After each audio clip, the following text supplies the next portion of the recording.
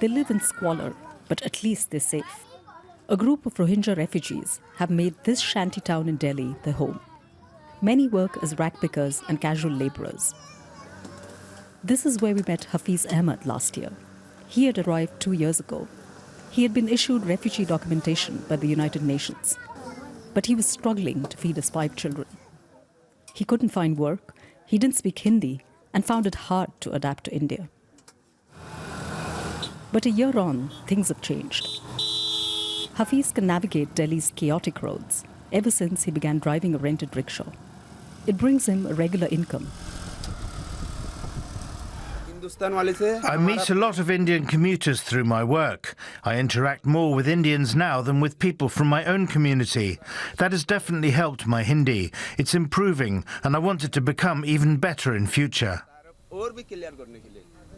Like Hafiz, many here have integrated into Indian society. About 70 Rohingya families live in this settlement in southeast Delhi. Hafiz Ahmed has been here for the last 3 years. His life has certainly gotten better. But like many refugees here, Hafiz is deeply worried by reports that the Indian government is now considering deporting them back to Myanmar. It's a frightening thought amid reports in the international media of a mass exodus. Hundreds of thousands of Rohingya are fleeing violence after an army offensive in Myanmar's Rakhine state. Hafiz can't read and write, but he keeps up with the news on dozens of WhatsApp groups, where users post graphic videos of the unfolding crisis on the Myanmar border. Hafiz has no doubt what a deportation in these circumstances will mean. If